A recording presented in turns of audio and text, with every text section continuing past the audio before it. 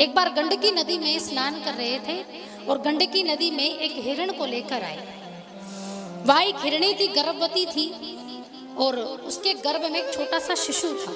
शेर की गर्जना हुई, गर्भ गिर गया और गर्भ कहीं उसकी मृत्यु ना हो जाए, इसी दया के भाव से भरत जी ने उस मृग बालक को गोदी में ले लिया और उसे अपने घर ले आए। और उस मृग बालक में इतनी आसक्ति लग गई, इतना प्रेम हो गया कि भरत जी महाराज अपने ध्यान, तप, पूजा पाठ सब कुछ भूल गए। और उसका परिणाम क्या हुआ? मृत्यु के बाद उनको ध्यान रहा केवल मृग का, अपने पुत्र का, क्योंकि मृग को उन्होंने क्या मान लिया था? अपना पुत्र मान लिया था। मृत्यु दुखद हो गई, जिसका परिणाम ये हुआ भरत जी महाराज मृग योनि को प्राप्त हुए। कुछ पुण्य फलित हुए, ऋण बाकी था, तो मृग योनि में भी उनकी मृत्यु हुई, तो उनको द्विज योनि प्राप्त हुई, यानी मानव की योनि मिली। और संयोग से ब्राह्मण के घर पैदा हुए। ब्राह्मण के घर आए और भगवान की कृपा ऐसी हुई कि बोलते नहीं थे, चुपचाप रहते थे, कुछ नहीं बोलते थे, क्योंकि वो जानते थे कि पहले बोले थे तो अधोगति को प्राप्त हो गए, मनुष्य योनि दोबारा मिल गई। अब की बार बिल्कुल चुप रहेंगे, ना किसी से प्रेम, ना आसक्ति, ना लिप्तता, ना लिपाशा, कदापि नहीं। जितना चुप रहेंगे उतना बढ़िया है। सामने वाला गाली देता तो जड़ भरत जी फिर भी चुपचाप सुनते रहते। घर का काम करवाते, बर्तन भांडे मांजते, बेचारे फसल काटते। ब्राह्मण के घर आए, क्योंकि ब्राह्मण के घर थे तो पिता ने कुछ मंत्र और श्लोक सिखाए। अब महाराज पल्ले ना पड़े, सीखना ही नहीं चाहते थे, मूर्ख प्रवृत्ति के थे। पिता ने नाम रख दिया जड़ भरत। जड़ अर्थात मूर्ख। पिताजी रोज एक श्लोक रटाते, बोले सुबह सुनूंगा। जड़ भरत जी सुबह सुनाने लगते तो मुख से वाणी ही ना निकलती, खूब पिटते अपने पिता से। जड़ भरत जी ये जान गए थे कि अब की बार बोले तो दोबारा फिर 84 लाख योनि में पटक दिए जाएंगे, इससे अच्छा है मौन रहे। कभी नहीं बोलते थे जड़ भरत जी, बिल्कुल चुपचाप रहते थे, लेकिन खाते बहुत थे, खूब खाते थे महाराज। माता पिता की मृत्यु हो गई तो भाई भाभी कितने दिन तक रखेंगे? आधा अनाज तो 2 दिन में ही सपाचट। घर वाले परेशान। जड़ भरत जी को घर से निकाल दिया। घर से निकाला, भाइयों ने कहा घर से निकालेंगे तो इससे काम कैसे करवाएंगे? एक काम करते, खेत की रखवाली के लिए रख देती हूँ। अब खेत की रखवाली के लिए जड़ भरत जी को वहां बिठा दिया गया। अब जड़ भरत जी को बिठा दिया तो जड़ भरत जी और भी महान क्या करते, जो खेतों में बालियां होती ना गेहूं की, अब बेचारे को खुद तो भोजन मिलता नहीं था। अब सोचे कि हम तो भूखे रहते ही रहते, कम से कम ये पक्षियों का तो पेट भरे। तो पक्षियों को बुलाते, खूब सारे पक्षी आते, कौवे, चिड़िया, जितने भी पक्षी होते सब आते और पूरे खेत को चुगकर वर्ष भर में फसल को काटने की बारी आती तो एक भी दाना ना बचता। ऐसे जड़ भरत जी, लेकिन फिर भी कोई प्रभु से शिकायत नहीं। ज्ञान का अभाव था, शिक्षा का अभाव था, ना अच्छा जानते थे ना बुरा जानते थे। उनको ये पता ही नहीं था, ये ज्ञान ही नहीं था कि मेरे लिए क्या अच्छा है, मुझे क्या करना चाहिए। कभी कभी भोजन मिल जाता, कभी नहीं मिलता, हफ्ते हफ्ते भर भूखे रह जाते हैं, लेकिन कभी किसी से ये नहीं कहते कि भगवान ने मुझे ये नहीं दिया। हम कितने हैं, हम ज्यादातर रोते कब हैं? जब किसी एक चीज की कमी हो जाए। सबसे ज्यादा दुख हमें तभी होता है। लेकिन कभी किसी ने प्रभु को ये कहा है कि आपने मुझे इतना सब कुछ दिया है, उसके लिए धन्यवाद। जो नहीं है हम उसके लिए रोते हैं, जो है हम उसके लिए धन्यवाद नहीं करते।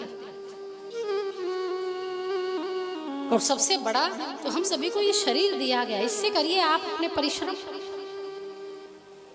और इसी से परिश्रम करके आप सब कुछ पा सकते हैं। कभी किसी से आशीर्वाद लो ना, तो आशीर्वाद लेते हुए ये कहा करो कि ये आशीर्वाद दो कि हमारा शरीर ठीक रहे। सत्य है, हमेशा यही आशीर्वाद लीजिए कि हमारा शरीर, और शरीर ठीक तो सब कुछ ठीक, सब कुछ हो सकता है। शरीर ठीक नहीं, डायबिटीज हो गई महाराज, रसगुल्ले भी रखे हो तब भी नहीं खा पाओगे। अगर रसगुल्ले खाने हैं, मीठी चीजें खानी हैं, तो शरीर को ठीक रखिए समय के अनुसार। और जितना आप सात्विक भोजन करेंगे उतनी सात्विक बुद्धि रहेगी, उतनी लंबी आयु तक आप जिएंगे। और ये सर्वे में देखा गया, जो मांस भक्षण करते हैं ना, मदिरा और मांस का भक्षण करते हैं, उनकी मृत्यु शाकाहारी से पहले हो जाती है। इसलिए प्रारब्ध से ही कहा जाता है कि सात्विकता पर ध्यान दीजिए, सात्विक भोजन करिए। जितना आपके जीवन में सात्विकता का समावेश होगा, जितना मन पवित्र होगा, मैं बार बार कहती हूँ, मन जितना पवित्र होगा तो भगवान के मंदिर जाने की भी जरूरत नहीं है। कहीं मत ढूंढो फिर भगवान को, जहाँ पवित्रता भगवान खुद दौड़े दौड़े आए। शबरी के यहाँ नहीं आए भगवान, क्या शबरी को जाना पड़ा? केवट के पास नहीं आए? आए कि नहीं? क्या केवट को जाना पड़ा भगवान राम को ढूंढने? निषाद राज को ढूंढने जाना पड़ा? निर्मल भक्ति जिसके हृदय में है ना, उसको राम खोजते खोजते आते हैं। राम ढूंढते ढूंढते शबरी की कुटिया में गए हैं, कहाँ मिलेगी ये शबरी? तो जिसके भक्त के हृदय में पवित्रता का भाव है, तो भगवान उसे खुद ढूंढते ढूंढते उसके हृदय में बैठ जाते हैं। ऐसा होना चाहिए। जड़ भरत जी का ऐसा ही भाव, सब में सर्वसम्मति, सब में परमात्मा का दर्शन। कभी भगवान से कोई शिकायत नहीं कि तूने मुझे ये नहीं दिया, अरे भोजन नहीं मिलता, भूखा रहता हूँ, निरस्त्र रहता हूँ, कदापि नहीं कहा। वहीं पर ही एक भद्रकाली का मंदिर था, माँ जगदम्बा का मंदिर था। और माँ जगदम्बा का मंदिर, तो वहां पर कुछ डकैत आए, सरदार आए। उन्होंने माँ भगवती से ये वरदान मांगा था कि मेरे यहाँ पुत्र हो जाएगा तो नर बलि दूंगा। और संयोग से उनके यहाँ पुत्र हो गया, तो नर बलि के लिए किसी को ढूंढ रहे थे। और खेत में कौन बैठे थे? जड़ भरत जी। बोले देख कर आओ, कोई आसपास मिल जाए, बलि चढ़ाएंगे।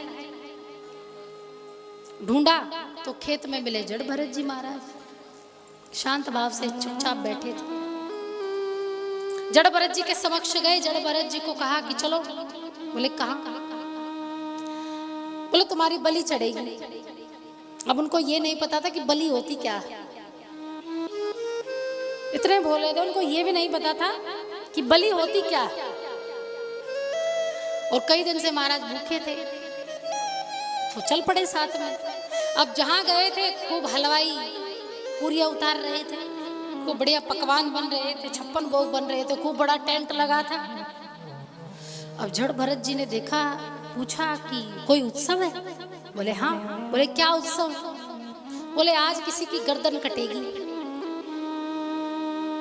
आज किसी की गर्दन कटेगी, यहाँ बलि चढ़ेगी। बोले अच्छा। बोले भोजन तो मिल जाएगा? बोले हाँ भोजन मिलेगा।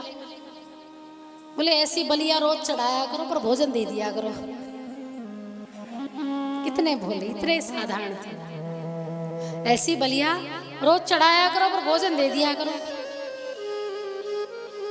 सरदारों ने कहा कितना मूर्ख है, इसको ये नहीं पता कि एक बार बलि का बकरा चढ़ गया तो दोबारा खाने लायक भी नहीं बचेगा। बेचारे को नहलाया धुलाया, खूब बढ़िया वस्त्र पहनाया, क्योंकि बकरे को हलाल करने से पहले तो खूब सम्मान किया जाता है। अब उसको कहा देखो, अब तुम्हारी बलि चढ़ने वाली, पहले खूब बढ़िया भोजन कर लो, आखिरी बार भोजन कर लो। दोनों हाथों से जड़ भरत जी महाराज भोजन करने लगे, दोनों हाथों से चाट चाट कर भोजन करे। इतने दिनों बाद मिला था। भोजन किया, और भोजन करने के बाद सरदारों ने कहा एक काम करो, माँ भगवती के सामने घुटने रखकर बैठ जाओ, तुम्हारी बलि चढ़ेगी। अब बेचारे घुटने रखकर बैठ गए। माँ भगवती है, और माँ कभी ये नहीं देख सकती कि उसके सामने उसके पुत्र की हत्या हो जाए। जैसे ही जड़ भरत जी ने माँ भगवती के मुखमंडल को देखा, मुख की शोभा को देखा, तो जड़ भरत जी की आंखों से अश्रुधारा बहने लगी। माँ के सामने रोने लगे, माँ भद्रकाली के सामने रोने लगी। माँ का ममत्व भाव जागा, माँ जगी और माँ के अंदर से दिव्य शक्ति प्रकट हुई और जड़ भरत जी के सिर पर हाथ रखकर जड़ भरत जी को समस्त सरस्वती का ज्ञान दे दिया। और जैसे सरस्वती का ज्ञान दिया, डकैतों के सरदार आए तलवार लेकर और माँ भद्रकाली से युद्ध किया। दोनों के बीच युद्ध हुआ तो माँ भगवती ने डकैतों का संहार कर दिया, वध कर दिया। माँ भद्रकाली ने उठाया जड़ भरत को और कहा, पुत्र तू मेरे समक्ष आज बड़े प्रेम भाव से आया है, तू मांग, जो तू वरदान मांगेगा तेरी माँ तुझे प्रदान करेगी। कहा, माँ मैंने आज तक किसी से कोई शिकायत नहीं की और ना कभी से किसी से कुछ मांगा, मुझे कुछ नहीं चाहिए, क्योंकि एक बार माँ के दर्शन हो जाए तो जीवन में कुछ और देखना बाकी नहीं रहता। मेरे जीवन में ये ज्ञान सदैव बना रहे, इस ज्ञान का मैं प्रचार करता रहूं, मुझे यही आशीर्वाद दीजिए। तब जड़ भरत जी को आशीर्वाद दिया और कहा, पुत्र ये तुझे जो मति मिली है, विवेक मिला है, इस विवेक से तू संपूर्ण जगत को प्रकाशित कर। और जड़ भरत जी से आज्ञा लेकर माँ भगवती पूर्ण अपने प्राण प्रतिष्ठा में मूर्ति में समाहित हो गई और जड़ भरत जी वापिस अपने भजन में लग गए। वहीं पर ही एक बार रहुगुण राजा आए। रहुगुण राजा आए और रहुगुण राजा का उद्धार किया है जड़ भरत जी। राजा थे लेकिन संतों में उनके बड़े भाव थे। रहुगुण राजा पालकी में बैठकर अपने गुरुजी से मिलने के लिए जा रहे थे। तब जड़ भरत जी ने उनको उपदेश दिया, गुरु उपदेश दिया है कि राजन, आप अपने गुरु से प्रेम करते हैं, ज्ञान लेने के लिए जा रहे हैं, तो आपको पालकी को त्याग कर जाना चाहिए, क्योंकि गुरु के पास जो जाते हैं तो इस प्रकार से जाना चाहिए मानो छोटे बच्चे की बुद्धि हो। अपनी बुद्धि को खाली करके जाइए, क्योंकि गुरु उसी को सिखा पाते हैं जिसकी बुद्धि स्पष्ट होती है, जिसकी बुद्धि खाली होती है। तो गुरु आपको अच्छी प्रकार से सिखा पाएंगे। गुरु ज्ञान बड़ा सुंदर उपदेश दिया जड़ भरत जी ने सबसे पहले रहुगुण राजा को ही दिया था, जिससे अंत में रहुगुण राजा का उद्धार हुआ था, उनको भगवान का धाम मिला था।